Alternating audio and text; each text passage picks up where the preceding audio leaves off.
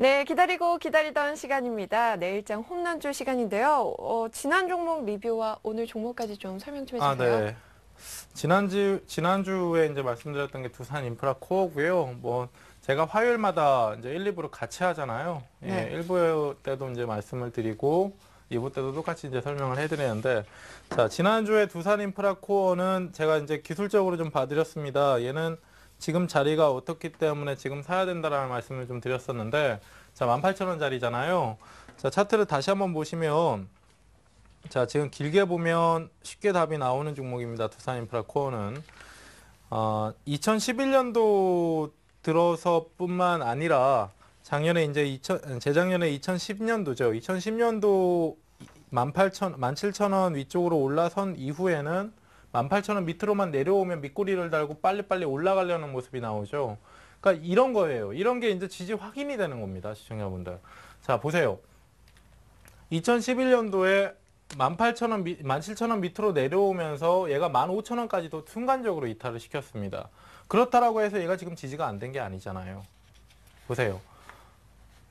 밑꼬리 길게 달아주고 급반등을 주면서 지지 확인을 하고 추가 상승이 나왔죠. 추가 상승이. 지금 보시는 차트가 주간 차트이기 때문에 이 폭이 얼마 안 돼 보이신다라고 해도 지금 보시면 15,000원부터 20만원까지예요. 25%가 넘습니다. 진폭이. 그러니까 지금 보시면 그 2010년도부터 18,000원, 17,000원 위쪽으로 올라서고 나서는 밀리더라도 순간적으로 다시 반등을 주고 하면서 지지를 받고 있죠. 이번 구간도 마찬가지예요. 이번 구간도. 그래서 이번 구간도 18,000원 이하 구간에서의 공략을 좀 말씀을 드렸었는데 지지 이후에 이틀 어제 오늘 사이에 이제 반등이 좀 세게 들어오고 있고요. 실질적으로 얘 같은 경우는 앞에서 그 지난주에도 이제 준비를 했던 것이 강의 내용과 상당히 좀 맞기 때문에 말씀을 드렸던 것인데 지금 보시면 이 추세 형태도 지금 넘어가 버렸습니다. 그러니까 저항이 계속 낮아지는 추세 형태도 넘어간 상태에서 지지 확인을 하고 반등이 다시 들어간 거죠. 그러니까 보면은 저항의 돌파라는 내용하고 아까 이제 패턴 했잖아요. 저항 돌파 후에 지지 확인까지 한 거예요. 지지 확인까지. 그리고 나서 재반등 들어간 겁니다. 그럼 목표가가 전고점은 넘어간다라고 볼 수가 있는 거죠. 전고점은. 얘가 전고점이 2만 원이에요. 2만 원은 쉽게 넘어간다라고 볼 수가 있는 겁니다. 그래서 그렇게 좀 보유를 하시면 될 것 같고요. 그리고 오늘 새로 말씀드린 게 이제 LG화학입니다. 아까 뭐 31만 원, 36만 원 해가지고 말씀드렸었는데, 예. LG화학은 지금 보시면 31만 원, 얘도 이제 차트를 보면서 좀 말씀을 드리면요. 지금 LG화학 같은 경우는 수렴 형태를 지니고 있지는 않아요. 수렴 형태를 지니고 있지는 않은데 차트를 좀 크게 보시면 예, 주가가 그냥 우상향되면서 슬금슬금 오르고 있잖아요. 위쪽으로 툭 튀어오르는 것도 아니고 슬금슬금 옆으로 좀 기는데 가격은 계속 높아지고 있습니다. 약간이라도. 근데 지금 이러한 기조를 우상향에 대한 기조를 하락으로 깨는 게 아니라 위쪽으로 깰 수가 있다는 거예요. 위쪽으로. 그래서 지금 보시면 저항 구간이 대략적으로 이렇게 나옵니다. 이렇게 나오는데 어제 오늘 사이에 단가가 지금 걸려 있어요. 32만 원 정도. 32만 원 정도. 이걸 넘어가게 되면 순간적으로 탄력이 붙을 수 있는 종목입니다. 그리고 붙을 수밖에 없는 종목이기도 한 게 화학업종의 대표 종목이기도 하면서 4월, 5월 달 조정 이후에 기관 쪽에서 가장 많이 관심을 가졌던 업종 중에 하나가 화학이고요. 근데 얘네들이 지금 저점 대비해서 상승폭이 그렇게 크지가 못하잖아요. 그래서 지금 저항 돌파 이후에는 뒤따라 붙는 수급들이 들어올 수가 있습니다. 슈 커버링과 같은 내용들이라고 그 유사한 수급이라고 보시면 되고요. 바스켓을 비워놨기 때문에 채워야 되는 그런 상황이라고 보시면 돼요. 그러니까 웬만한 이제 앞에서 얘기했던 부실한 종목군들 같은 경우는 기관이나 외국 애들 그냥 팔고 떠나면 그만인데 LG화학은 그렇지 않잖아요. 우리 시장 안에 종목군들 손에 꼽으라고 한다면 그 손가락 안에도 들어갈 수 있는 종목이 LG화학이죠. 한국의 코스피 시장의 주식을 매수한다라고 했을 때 포트폴리오 안에서 관심을 가져야 되는 종목이기도 합니다. 그렇기 때문에 많이 비워놨으면 채울 수밖에 없어요. 그래서 그런 관점상에서 LG화학을 좀 보고자 하는 것이고 기본적으로 얘가 저항 돌파가 될 가능성이 높다라는 것은 시장 상황 플러스 업황입니다. 화학주들의 업황 자체는 그 전기전자와 자동차들을 제외하고 주변 업종 안에서는 탑픽으로 좀 꼽을 수 있는 업종이기 때문에 지금 현재 중국발 관련해서 모멘텀을 좀 기다리고 있을 뿐이지 종목이 나빠가지고 못 가는 게 아니에요. 업종 자체가 나빠가지고 못 가는 것이 아닙니다. 그래서 얘 같은 경우도 이제 두산인프라가 말씀드렸던 것처럼 위쪽으로 따라가지 마시고요. 31만 원 밑으로 내려오면 좀 관심 갖고 계시다가 31만 원 밑으로 내려오면 접근을 좀 해보도록 하시죠. 그리고 그 제가 이제 손절선 자체를 지난주 저점 정도로 참 잡아드렸는데, 지난주 저점 정도로 좀 잡아드렸는데요. 일부에서는 지난주 저점 정도로 좀 잡아드렸는데, 사실상 28만 5천 원까지 기다릴 필요도 없습니다. 30만 4천 원 정도까지만 보세요. 손절선은 30만 4천 원으로 손절선 잡아 놓으시고 31만 원 밑에서 관심 가지시는 겁니다. 목표가는 36만 원 정도.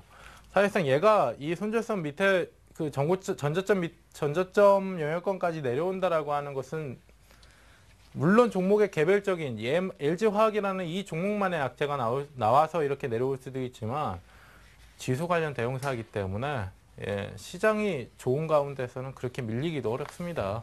혼자 이렇게 내려오기가 힘들다는 거예요. 그래서 그 30만 4천 원 정도로 손절선 좀 잡아 놓으시고 31만 원 정도 살짝 내일 모레 오전장 정도까지 해서 손고르기 줄 때 단가 주면 그때 좀 관심을 가져보시면서 대응을 좀 해보도록 하시죠. 그 정도고요. 오늘 좀 시간이 많이 좀 남네요. 보통 시간이 좀 많이 부족했는데. 부광약품에 대한 부관약품이요. 추가 부관약품도 말씀을 드릴까요? 네, 부광약품도 추가로 말씀해 주세요. 네. 부관약품도 이제 지난주에 말씀을 좀 드리기는 했는데 사실상 이제 제가 이제 11,500원에 처음 이제 공략 제안을 좀 해드리고 나서 종목이 좀 많이 올라왔습니다. 많이 네. 올라왔는데 이 구간 안에서는 특별히 내가 지금 가지고 있다라고 했을 때 특별히 크게 대응에 대한 고민을 할 필요가 없는 자리예요. 그냥 느긋하게 보유를 하시면 되고, 지난주에도 이제 말씀을 드렸던 게 한 12만 5천 원 정도 밑으로 내려오게 되면 눌림목 주면 한번 없으신 분들, 관심은 가지고 있는데 내가 지금 언제 사야 될지 모르시는 분들은 12만 5천 원 정도, 아니 12,500원이죠. 12,500원 밑으로 내려오게 되면 관심 좀 가져보시라고 말씀을 드렸습니다. 근데 지금 13,000원 위쪽에서 계속 놀고 있는데요. 이러다가 한 번 더 올라와 버리면 12,500원 밑으로 내려오기 힘들거든요. 그래서 그 이후에 이제 13,000원 지지 확인 이후에 추가 상승을 좀 준비하고 있다라고 보시면 되고, 지난주에도 이제 설명을 해드렸던 것이 거래량입니다. 주가 상승기에는 거래 수반, 그렇죠? 손고르기 줄 때는 거래 감소, 거래 바닥 나오면 추가 상승, 이렇게 보시면 돼요. 아주 간단한 종목, 이거 공략하기도 쉬운 종목입니다. 이런 애들. 네. 그러니까 이후에 이제 하반기에 나올 수 있는 재료가 될 수 있는 모멘텀들이 좀 충분한 종목군들이기 때문에 거기에 좀 초점을 맞춰서 좀 보도록 하시고요. 지금은 이렇게 추세를 그리면서 천천히 올라온다라고 해도 뉴스화나 재료화가 되게 되면 종목이 상당히 좀 빠른 속도로 움직일 수가 있습니다. 그런 부분들도 꼭 참고를 하시고요. 네, 부광약품의 매수가는 12,500원 이하로 잡아주셨고요. 목표가가 15,000원. 그러니까 이미 이제 보유를 하고 계신, 제가 이걸 이때예요, 이때. 네. 7월 이제 중순에 처음 말씀을 드렸는데요. 한 달 거의 다 돼가는데, 보유하신 분들이라면 특별한 고민하실 필요 없다라고 하는 거고, 뭡니까? 내가 이걸 없는데 좀 사보고자 한다라고 하면 12,500원 밑으로 내려오면 좀 관심을 가져보시면 좋다라는 겁니다. 네. 네, 오늘 내일장 홈런주 3가지 종목 알아봤습니다. 부광약품과 두산인프라코어, LG화학까지 전망 감사드리고요. 그러면 내일장 전략에 대해서는 어떻게 생각하는지 추가적으로 제가 질문 좀 드릴게요. 네. 아, 질문하신 건가요? 네. 예. 그러니까 제가 이제 1부 때도 설명을 좀 해드렸었는데요. 네. 내일 모레 옵션 만기예요. 옵션 만기 날 옵션 만기 이제 매달 둘째 주 목요일에 옵션 만기 있는 거 아시죠? 네. 그리고 369, 12월 달 3개월마다 있는 만기가 선물 만기일입니다. 근데 네. 선물 만기라고 옵션 만기라고 겹치는 날이 이제 동시 만기잖아요. 네. 그 파생 상품이 만기되는 날은 우리나라만의 이벤트 날로서 약간 특수한 모습들을 나타내게 됩니다. 네. 그러니까 시장 안에 그러니까 실제로 내일이나 내일 모레 만기 날 당일 아주 좋은 뉴스나 아주 안 좋은 뉴스, 악재나 호재가 나온다라고 해서 물론 시장에 반영이 되긴 하지만 일단 그 평균적으로 평이한 날들보다는 반영을 좀 적게 받아요. 대외적인 그 모멘텀들, 재료들의 반영을 좀 적게 받습니다. 네. 그것이 이제 만기인 날이라는 특수한 이벤트, 우리나라만의 이벤트 날이기 때문인데요. 그 옵션 만기일이라는 것은 시장 안에 수급이 상당히 중요합니다. 네. 대외적인 대외 여건보다도 시장 안에 수급이 더 중요합니다. 그래서 오늘 같은 경우도 사실상 뭐 기대감이면 기대감이라고 하면서 장중에 계속 등락을 거치면서 좋은 분위기는 다 불어넣고 보세요. 소폭 상승했죠. 소폭 상승, 그렇죠. 보합선에서 마감을 했지만 보시면 아주 잘 그려놨어요, 차트를. 그렇죠? 자, 시장이 수렴 구간 갭상승으로 벗어나고 상승 주고 상승 주고 상승 주고 하면서 눌러줬다가 갭상승까지. 그렇죠? 근데 어제 갭상승 나온 게 전부입니다. 어제 오늘 사이에 똑같은 밴드 안에서 아주 좁은 밴드 안에서 시장이 옆으로 흘렀어요.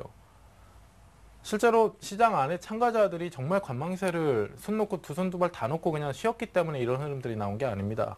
내려오면 잡아내는 주체가 있고 올라오면 누르는 주체가 있기 때문에 시장이 이 밴드 안에서 수평을 그리면서 계속 시간만 소비를 한 거거든요. 네. 옵션이라는 것은 방향성보다도 중요한 게 시간 프리미엄입니다. 시간 프리미엄.